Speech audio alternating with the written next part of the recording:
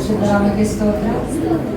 ಕನ್ನಡದಲ್ಲಿ ವಾಕ್ಯ ಹೇಳಕ್ಕೆ ಇಷ್ಟಪಡ್ತಾ ಇದ್ದೀನಿ. ಅಂದರೆ ನನ್ನಲ್ಲಿ ಏನಾದರೂ ಕೊರತೆ ಇದ್ದರೆ ದಯವಿಟ್ಟು ಕ್ಷಮಿಸಬೇಕು, ನನ್ನಲ್ಲಿ ಸ್ವಲ್ಪ ಕರೆಕ್ಷನ್ ಮಾಡಬೇಕು ಕೇಳಿಕೊಳ್ತಾ ಇದ್ದೀನಿ.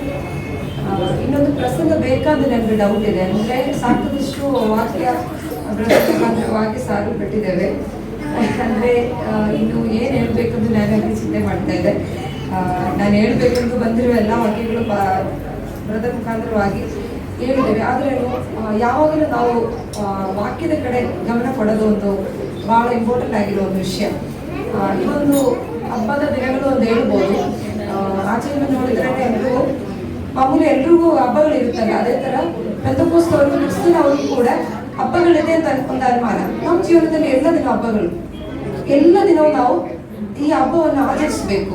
ನಾನು ಅದಕ್ಕೂ ಏನು ಅಪೋಸಿಷನ್ ಹೇಳಲ್ಲ. ಬಟ್ ನಾವು ಈ ಹಬ್ಬಗಳು ಆಚರಿಸುವಾಗ ಬಹಳ ಎಚ್ಚರಿಕೆಯಿಂದ ಇರಬೇಕು.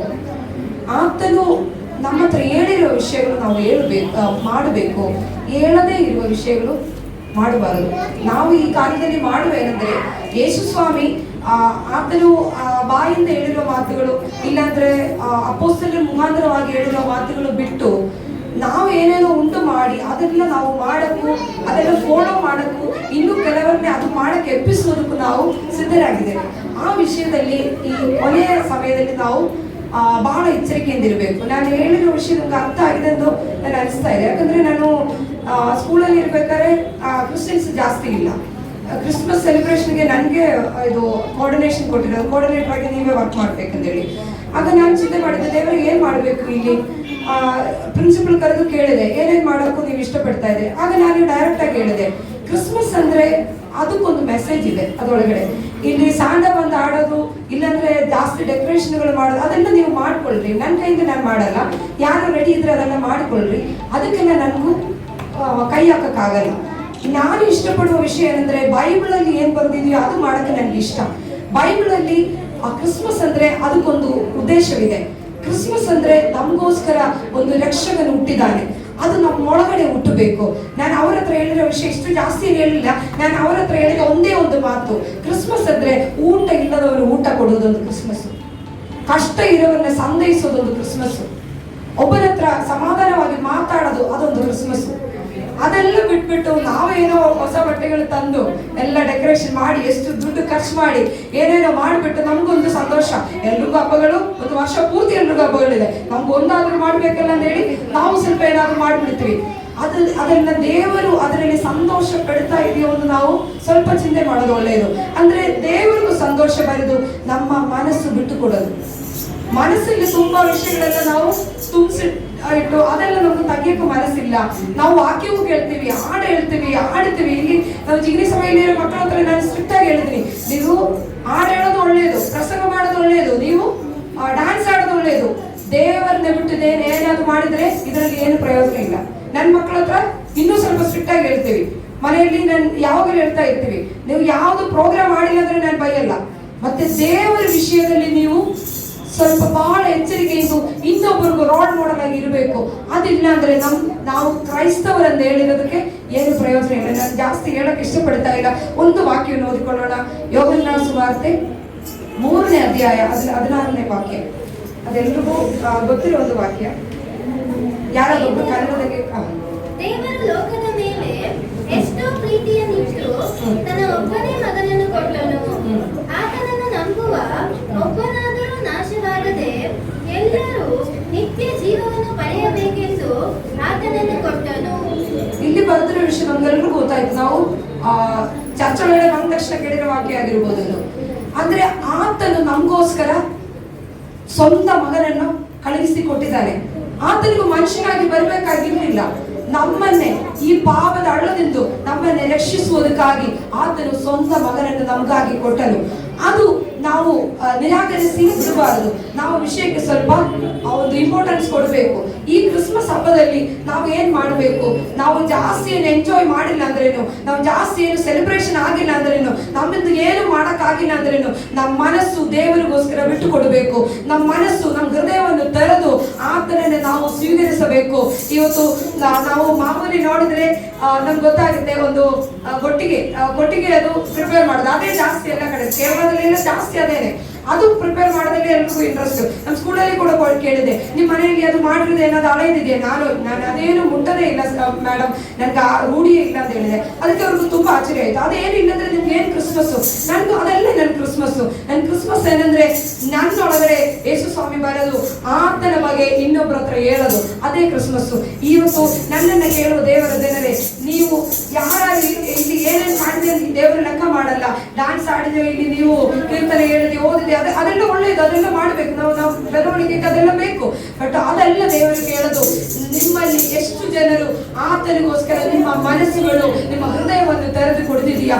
ಯಾರೋ ಕೊಟ್ಟಿಲ್ಲ ಅಂದ್ರೆ ಇವತ್ತು ನಿಮ್ಗೊಂದು ಒಳ್ಳೆ ದಿನ. ಈ ಕ್ರಿಸ್ಮಸ್ ಗಿಫ್ಟ್ ಅದಾಗಿರ್ಬೇಕು. ಯೇಸು ಸ್ವಾಮಿಯ ಹೃದಯದಲ್ಲಿ ಸ್ವೀಕರಿಸೋದಕ್ಕೆ ನಮ್ಮ ಹೃದಯಗಳನ್ನು, ನಮ್ಮ ಮನಸ್ಸುಗಳನ್ನು ನಾವು ತೆರೆದು ಕೊಡಬೇಕು. ಇಲ್ಲಿರುವ ಚಿಕ್ಕ ಮಕ್ಕಳ ಹತ್ರ ನನ್ಗೆ ಹೇಳ್ಬೇಕಾಗಿದೆ, ನೀವು ಜಾಸ್ತಿ ಏನು ಎಂಜಾಯ್ ಮಾಡಿಲ್ಲ ಅಂದ್ರೆ ಕ್ರಿಸ್ಮಸ್ಗೋಸ್ಕರ ಏನೋ ಮಾಡಿ ತಪ್ಪಾಗಿದ್ರೆ ಪರವಾಗಿಲ್ಲ, ಒಂದು ಪ್ರೋಗ್ರಾಮ್ ಮಾಡಿ ಅದರಲ್ಲಿ ಸ್ವಲ್ಪ ಮಿಸ್ಟೇಕ್ ಆಯ್ತು ಪರವಾಗಿಲ್ಲ, ಅದೆಲ್ಲ ಬಿಡಿ. ಅದೆಲ್ಲ ದೇವರು ಲೆಕ್ಕಕ್ಕೆ ತರುವುದಿಲ್ಲ. ದೇವರು ಲೆಕ್ಕಕ್ಕೆ ತರುವ ಒಂದು ವಿಷಯ, ನಿಮ್ಮ ಮನಸ್ಸು, ನಿಮ್ಮ ಶರೀರವನ್ನು ಪವಿತ್ರವಾಗಿ ಇಡಬೇಕು. ಅದೇ ಒಂದು ಒಳ್ಳೆ ಕ್ರಿಸ್ಮಸ್. ನಮ್ಮಲ್ಲಿ ಬರಬೇಕಾಗಿರೋದು ಅದು ಒಂದೇ ಒಂದು ವಿಷಯ. ಡಿಸೆಂಬರ್ 25ನೇ ತಾರೀಕು ಬಂದು ನಾವೆಲ್ಲರೂ ಸೇರಿ ಇಲ್ಲಿ ಬಂದು ಅದೊಂದು ಮಾತ್ರವಲ್ಲ, ದಿನ ನಮ್ಮಲ್ಲಿ ಒಂದು ಕ್ರಿಸ್ಮಸ್ ಹಬ್ಬವನ್ನು ನಾವು ಆಚರಣೆ ಮಾಡಬೇಕು. ಎಷ್ಟು ಜನರು ದಿನ ಕ್ರಿಸ್ತನನ್ನ ನೆನೆಸುವರು? ಕೈ ಎತ್ತಲಿ. ದಿನ ಕ್ರಿಸ್ತನನ್ನ ನೆನೆಸಿ ಜೀವಿಸುವರು. ಅದಾಗಿರ್ಬೇಕು ನಮ್ಮ ಲೈಫ್ ಅಲ್ಲಿ ಇರೋ ಮೆಸೇಜು. ನಾನು ಆಚೆ ಹೋಗಿದ್ರೆ ನನ್ನ ಸ್ವಭಾವದಿಂದ, ನನ್ನ ಕ್ರಿಯೆಗಳಿಂದ ಆತನ ಸ್ವಭಾವವನ್ನು ಪ್ರಕಟಪಡಿಸಬೇಕು. ನಾನು ಲೋಕದಲ್ಲಿ ಇರುವ ಜನರು ಹೆಂಗ್ ಮಾಡ್ತಿರೋ ಅದೇ ತರ ನಾವು ಮಾಡ್ಬಿಟ್ಟು, ನಾವು ಏನೇನೋ ಸುವಾರ್ತೆ ಸಾರಕ್ಕೆ ಹೋಗಿದ್ರೆ ಅವರೆಲ್ಲ ನಮ್ಮ ಸುವಾರ್ತೆಗೆ ಕಿವಿ ಕೊಡೋದಿಲ್ಲ. ಯಾಕಂದ್ರೆ ನಾವು ಫಸ್ಟ್ ಕರೆಕ್ಟ್ ಆಗಿರ್ಬೇಕು. ನಮ್ಮಲ್ಲಿ ಕ್ರಿಸ್ತನ ಸ್ವಭಾವವನ್ನು ಉಂಟಾಗಬೇಕು. ಅದು ಆಚೆ ತೋರಿಸಿದ್ರೆ ಕೆಲವು ದೇವರ ಕಡೆ ತಿರುಗೋದಕ್ಕೆ ಅದೊಂದು ಒಳ್ಳೆ ದಾರಿ ಆಗುತ್ತದೆ. ಈ ದಿನದಲ್ಲಿ ನನ್ಗೆ ಹೇಳಕ್ ಇಷ್ಟಪಡ್ತಾ ಇರುವ ಒಂದು ವಿಷಯ ಏನಂದ್ರೆ, ಆತನಿಗೋಸ್ಕರ ನಮ್ಮ ಮನಸ್ಸುಗಳನ್ನು ತೆರೆದು ಕೊಡಬೇಕು. ನೀವೆಲ್ಲರೂ ಕ್ರಿಸ್ತನನ್ನ ನಂಬಿರ್ಬೋದು, ನಿಮ್ಮ ಹೃದಯವನ್ನು ಬಿಟ್ಟು ಕೊಟ್ಟಿರ್ಬೋದು. ಆದರೆ ಇನ್ನು ಎಲ್ಲಾದೊಂದ್ ಕಡೆ ಕ್ರಿಸ್ತನಿಗೆ ಸ್ಥಾನವಿಲ್ಲದೆ ಮಾಡುವ ಕೆಲಸಗಳು ನಮ್ಮಲ್ಲಿ ಇದ್ರೆ ಅದು ತೆಗೆದಾಕ್ಬೇಕು. ಯೇಸು ಸ್ವಾಮಿಗೆ ಇಷ್ಟವಿಲ್ಲದೆ ಇರುವ ವಿಷಯಗಳು ನಮ್ಮ ಜೀವನದಲ್ಲಿ ಇದ್ರೆ ಅದು ತೆಗೆದಾಕ್ಬೇಕು. ಯೇಸು ಸ್ವಾಮಿ ಇಷ್ಟಪಡದೆ ರೀತಿಯಾಗಿ ನಾವು ಆಡುವ ಮಾತುಗಳು ಅದು ತೆಗೆದಾಕ್ಬೇಕು. ನಮ್ಮ ಮಾತುಗಳಲ್ಲಿ, ನಮ್ಮ ಸ್ವಭಾವದಲ್ಲಿ ಒಂದು ಬದಲಾವಣೆ ಉಂಟಾಗಬೇಕು. ಅದಕ್ಕೋಸ್ಕರ ನಾವು ಸಿದ್ಧರಾಗೋಣ. ಇವತ್ತು ನನ್ನನ್ನು ಕೇಳುವರು ಯಾರು ಯೇಸು ಸ್ವಾಮಿನ ಇನ್ನೂ ನಂಬಿಲ್ಲ ಅಂದ್ರೆ ನಿಮ್ಮ ಹೃದಯವನ್ನು ಆತನಿಗೋಸ್ಕರ ತೆರೆದು ಕೊಡಬೇಕು. ಆತನು ನಮ್ಮಿಂದ ಎದುರು ನೋಡುವ ವಿಷಯ ನಮ್ಮ ಮನಸ್ಸು, ನಮ್ಮ ಶುದ್ಧವಾಗಿರೋ ಒಂದು ಮನಸ್ಸು. ಎಲ್ಲ ವಿಷಯಗಳನ್ನು ನಾವು ಒಂದು ಕಸ ಉಡಿಸು ಬಿಸಾಕೋದರ ಎಲ್ಲ ಬಿಸಾಕಿ ನಮ್ಮ ಮನಸ್ಸುಗಳು ಕ್ಲೀನ್ ಆಗಿ ಯೇಸು ಸ್ವಾಮಿಗೂ ಮಾತ್ರವಾಗಿ ಅವ್ರಿಗೂ ಆಗಿ ನಾವು ಬಿಟ್ಕೊಡ್ಬೇಕು. ಇಲ್ಲಿ ನಮ್ಗೆ ಸಮಾಧಾನ ಬೇಕಂದ್ರೆ ಒಂದು ಈ ದಾವೀದನ ಪಟ್ಟಣದಲ್ಲಿ ನಮಗಾಗಿ ಒಂದು ರಕ್ಷಕನು ಹುಟ್ಟಿದ್ದಾನೆ ಎಂದು ಲೂಕನ ಸುವಾರ್ತೆಯಲ್ಲಿ ಬರೆದಿದೆ. ನಮಗಾಗಿ ಒಂದು ರಾಜರು, ಒಂದು ಅರಸನು ನಮಗಾಗಿ ಬಂದಿದ್ದಾರೆ. ನಾವಿಲ್ಲಿ ಏನ್ ಮಾಡಬೇಕು? ನಾವು ಎಲ್ಲ ಸಂಪ್ರದಾಯದಲ್ಲಿ ಇರೋ ತರ ನಮ್ಗೂ ಬೆಟ್ಟ ಹತ್ತೋದು, ಇಲ್ಲಾಂದ್ರೆ ಪೂಜಾ ಪುರಸ್ಕಾರಗಳು ಮಾಡೋದು, ಆತನಿಗೋಸ್ಕರ ಏನೋ ದುಡ್ಡು ಕೊಡೋದು, ನಮ್ಮ ಚಿನ್ನ ಬಂಗಾರಗಳು ಅದೇನು ಬೇಕಾಗಿಲ್ಲ. ದೇವರಿಗೂ ಬೇಕಾಗಿರೋ ನಿಮ್ಮ ಮನಸ್ಸು.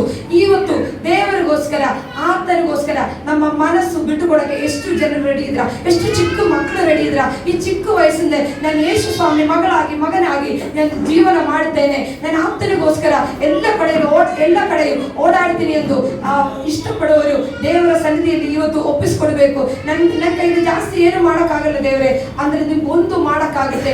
ನಿಮ್ಮ ಮನಸ್ಸನ್ನು ಬಿಟ್ಟು ಕೊಡ್ಬೋದು, ನಿಮ್ಮ ಸ್ವಭಾವದಲ್ಲಿ ಒಂದು ಬದಲಾವಣೆ ಮಾಡಿಸ್ಬೋದು, ನಿಮ್ಮ ಮಾತುಗಳಲ್ಲಿ ಒಂದು ಬದಲಾವಣೆ ನಿಮ್ಗೆ ಮಾಡಬಹುದು. ಅದೊಂದು ವಿಷಯ ದೇವರು ಇಷ್ಟಪಡುವ ವಿಷಯ. ನಾವು ಸ್ಟಾರ್ ಹಾಕೋದು, ಬೆಲೂನ್ ಹಾಕೋದೆಲ್ಲ ದೇವರಿಗೆ ಇಷ್ಟ ಇಲ್ಲ. ಅದನ್ನೆಲ್ಲ ದೇವರು ಮೆಚ್ಚುಗೆ ಪಡುವುದಿಲ್ಲ. ನಮ್ಮಲ್ಲಿ ಮೆಚ್ಚುಗೆ ಪಡುವ ದೇವರು ನಮ್ಮ ಸ್ವಭಾವದಲ್ಲಿ, ನಮ್ಮ ನಡತೆಯಲ್ಲಿ, ನಮ್ಮ ವಿಷಯದಲ್ಲಿ, ನಾವು ಮಾಡುವಂತಹ ಪ್ರತಿಯೊಂದು ಕ್ರಿಯೆಗಳಲ್ಲಿ ದೇವರು ಎದುರು ನೋಡುತ್ತಾ ಇದೆ. ನಾವು ಆತನಿಗೋಸ್ಕರ ನಾವು ಏನಾದೊಂದು ಹೆಜ್ಜೆ ಇಡ್ತಾ ಇದೀವಿ ಇಲ್ಲವೋ ಒಂದು ದೇವರು ನೋಡುತ್ತಾ ಇದೆ. ಅದಕ್ಕಾಗಿ ನಾವು ಆ ವಿಷಯಕ್ಕೋಸ್ಕರ ಒಂದು ನಮ್ಮನ್ನು ಸಿದ್ಧ ಮಾಡುவோಣ. ರೋಮ ಪತ್ರಿಕೆ 5ನೇ ಅಧ್ಯಾಯ 8ನೇ ವಾಕ್ಯ ಕೂಡ ಓದಿ ನಾನು ಮುಗಿಸೋದಕ್ಕೆ ಇಷ್ಟಪಡ್ತಾ ಇದ್ದೀನಿ.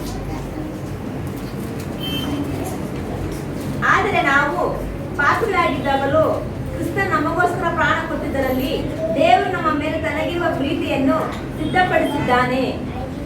ಈಗ ನೋಡಿ, ಯೇಸು ಸ್ವಾಮಿ ಹುಟ್ಟಿದ ಹಬ್ಬ ನಾವು ಆಚರಿಸ್ತೀವಿ. ಇನ್ನೊಂದು ಬಹಳ ಇಂಪಾರ್ಟೆಂಟ್ ಆಗಿರೋ ವಿಷಯ ಇದೆ. ಯೇಸು ಸ್ವಾಮಿ ನಮಗಾಗಿ ಕಾಲ್ವರಿ ಸಿಲುವೆಯಲ್ಲಿ ಆತನ ಜೀವವನ್ನು ಪ್ರಾಣವನ್ನು ಕೊಟ್ಟು ನಮಗೋಸ್ಕರ ರಕ್ಷಣೆಯನ್ನು ನೀಡಿದ್ದಾನೆ. ಅದು ಎಷ್ಟು ಜನರು ನಂಬ್ತೀರಾ? ಆತನು ನಮಗೋಸ್ಕರ ರಕ್ಷಣೆಯನ್ನು ಕೊಟ್ಟಿದ್ದಾನೆ. ಅದಕ್ಕೋಸ್ಕರವೇ ನಾವೆಲ್ಲರೂ ಇಲ್ಲಿ ಬಂದಿರೋದು. ಇವತ್ತು ಯಾರಿಗಾದರೂ ಆ ರಕ್ಷಣೆ ಸಿಕ್ಕಿಲ್ಲ ಅಂದ್ರೆ ಅದು ನಾವು ಇವತ್ತು ಏನ್ ಮಾಡಬೇಕು? ರಿಸೀವ್ ಮಾಡಬೇಕು. ಅದು ಹೃದಯದಿಂದ ನಾವು ಸ್ವೀಕರಿಸಬೇಕು. ಎಲ್ಲರೂ ಹೇಳ್ತಾರೆ ನಾವೆಲ್ಲ ರಕ್ಷಣೆ ಹೊಂದಿದೀವಿ, ನಾವೆಲ್ಲ ದೇವರ ಕಡೆ ಬಂದಿದೀವಿ ಎಂದೆಲ್ಲ ಹೇಳಿದ ಮೇಲೆ ನಮ್ಮ ಮನಸ್ಸಲ್ಲಿ ಏನಾದ್ರು ಇನ್ನೂ ಕುಂದುಕೊರತೆಗಳಿದೆಯೋ, ಇನ್ನೂ ಎಲ್ಲಾದೊಂದು ಜಾಗ ದೇವರಿಗೂ ಬಿಟ್ಟು ಕೊಟ್ಟಿಲ್ಲದ ರೀತಿಯಾಗಿ ಇರ್ಬೋದು, ಅದೆಲ್ಲ ಇವತ್ತು ತೆಗೆದಾಕ್ಬೇಕು. ದೇವರಿಗೂ ಪೂರ್ಣವಾಗಿ ನಿಮ್ಮ ಮನಸ್ಸನ್ನು, ನಿಮ್ಮ ಹೃದಯವನ್ನು ಬಿಟ್ಟು ಕೊಡಬೇಕು. ಆತನಿಗೋಸ್ಕರ ನಮ್ಮನ್ನೇ ಸಿದ್ಧ ಮಾಡಬೇಕು. ಆತನ ಶಿಲುಬೆಯಲ್ಲಿ ಹೋಗಿರುವ ವಿಷಯ ಯಾವುದೇ ಬೇರೆ ಒಂದು ವಿಷಯಕ್ಕೋಸ್ಕರ ಅಲ್ಲ, ನಮ್ಗಿಲ್ಲಿ ಏನಾದ್ರು ಹಣೆ ವಿಷಯಗಳಿಗೋಸ್ಕರ ಅಲ್ಲ. ಆತನು ಸಿಲುಬೆಗೆ ಹೋಗಿರೋ ವಿಷಯ ನಮಗೋಸ್ಕರವೇ, ನಮ್ಮ ರಕ್ಷಣೆಗೋಸ್ಕರವೇ. ಆ ವಿಷಯ ನಾವು ಮನಸ್ಸಲ್ಲಿ ಇಟ್ಕೊಂಡು ಇವತ್ತು ನಮ್ಮನ್ನೇ ಒಪ್ಪಿಸಿಕೊಡೋಣ. ಈ ರಕ್ಷಣೆಗೆ ಇನ್ನೂ ಪಾಲುಗಾರರಾಗಿಲ್ಲ ಅಂದ್ರೆ ದೇವರ ಸನ್ನಿಧಿಯಲ್ಲಿ ನಮ್ಮನ್ನು ಒಪ್ಪಿಸಿಕೊಡೋಣ. ದೇವರ ಕಡೆ ಬಂದಿರೋರು ಇನ್ನೂ ಮಾನಸಾಂತರ ಹೊಂದಬೇಕಾಗಿರೋ ವಿಷಯಗಳಿದೆ, ಅದಕ್ಕಾಗಿ ನಮ್ಮನ್ನೇ ಒಪ್ಪಿಸಿಕೊಡೋಣ. ಈ ಕ್ರಿಸ್ಮಸ್ ದಿನದಲ್ಲಿ ನಾನು ಹೇಳಕ್ ಇಷ್ಟಪಡ್ತಾ ಇರೋ ವಿಷಯ ಒಂದೇ ಒಂದು ವಿಷಯ, ಯೇಸು ಸ್ವಾಮಿಗೋಸ್ಕರ ಹೃದಯವನ್ನು ತೊರೆದು ಕೊಡಬೇಕು, ಮನಸ್ಸು ಬಿಟ್ಟು ಕೊಡಬೇಕು. ಆತನು ನಮಗೋಸ್ಕರ ಸಹಿಸಿರುವ ಕಷ್ಟಗಳು ನೆನೆಸಿಕೊಂಡು ಆತನಿಗೋಸ್ಕರ ಜೀವಿಸುವುದಕ್ಕೆ ನಮ್ಮನ್ನೇ ನಾವು ದೇವರ ಕೈಯಲ್ಲಿ ಒಪ್ಪಿಸಿಕೊಡ್ಬೇಕು. ಇಷ್ಟು ವಿಷಯಗಳು ಹೇಳಿ ನಾನು ಮುಗಿಸೋಕೆ ಇಷ್ಟಪಡ್ತಾ ನನಗೆ ಅವಕಾಶ ಕೊಟ್ಟರೆ ದೇವರ ದಾಸರುಗಳಿಗೆ ನಾನು ಕೃತಜ್ಞತೆ ಸಲ್ಲಿಸ್ತಾ ಇದೆ. ಎಲ್ರಿಗೂ ಕ್ರಿಸ್ಮಸ್ ಶುಭಾಶಯಗಳು.